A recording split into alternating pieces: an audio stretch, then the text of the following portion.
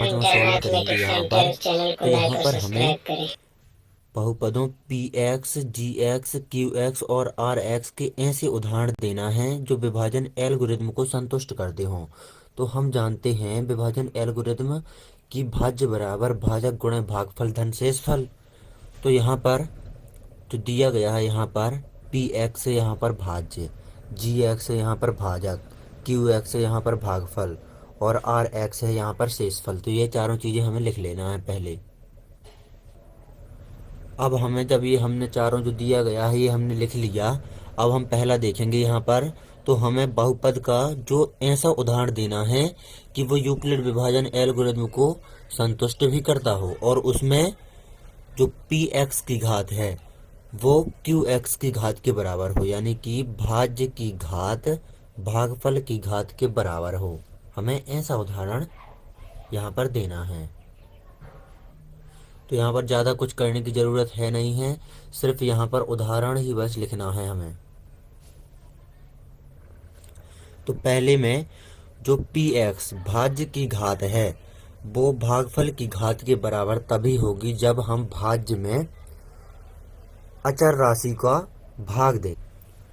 तो यहाँ पर जब हम भाज्य में अचर राशि का भाग देंगे तभी भाज्य और भागफल की घातें बराबर होगी। तो यहाँ पर लिख देते हैं हम पहला उदाहरण।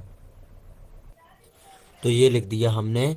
जो पहला वाला है इसका उदाहरण जो घात पी एक्स और घात क्यू एक्स ये बराबर है। तो पी एक्स की घात देखेंगे यहाँ पर 2 की है अधिकतम और क्यू एक्स की घात भी अधिकतम 2 की है। तो यहाँ पर पहले वाले को यहाँ पर ये वाला उदाहरण संतुष्ट करता है, क्योंकि हम अगर भाज्य में 3 का भाग दे दें, भाजक 3 हो, तो यहाँ पर भागफल ये आ जाएगा और शेषफल आ जाएगा 2। अब हम यहाँ पर आप भाग भी दे लेना, तो यहाँ पर यूक्लिड विभाजन एल्गोरिथम को संतुष्ट करेगा। ये यहाँ पर सही सही आएंगे, शेषफल और भागफल। अब हम दूसरा देखते हैं। तो यहाँ पर हमें भागफल और शेषफल की घात बराबर हो, ऐसा हमें बहुपद का उदाहरण देना है। तो यहाँ पर देखेंगे हम क्यू एक्स में भी घात है 1 की अधिकतम और यहाँ पर आर एक्स में भी घात वही सेम है। ये जो हमने दूसरा यहाँ पर लिखा हुआ है, तो ये उदाहरण हमने दूसरा लिखा हुआ है, ये प्रश्नावली 2.3 का प्रश्न पहले का पहला यहाँ पर प्रश्न को ही हल सहित लिख दिया गया है। क्योंकि 2.3 प्रश्नावली के प्रश्न पहले में यहाँ पर विभाजन एल्गोरिथम का प्रयोग करके पी एक्स को जी एक्स से भाग देने पर भागफल तथा शेषफल ज्ञात करना है हमें वहाँ पर। तो हमने प्रश्न में तो दिया गया था ये भाज्य और भाजक, भागफल और शेषफल जो हमने हल किया था उसमें निकाले थे हमने। तो हमने यहाँ पर देखा कि भागफल और शेषफल की घातें बराबर, यहाँ पर ऐसा उदाहरण लिखना है।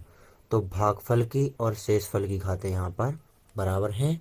अब हम यहाँ पर तीसरा लिखते हैं उदाहरण। यहाँ पर जो शेषफल है उसकी घात 0 होना चाहिए, यानी कि जो शेषफल हो वो अचर राशि हो।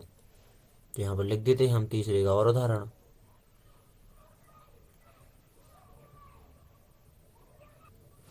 तो ये लिख दिया हमने तीसरा उदाहरण जिसमें घात 0 हो शेषफल की। तो यहाँ पर अचर राशि है तो इसकी घात है 0।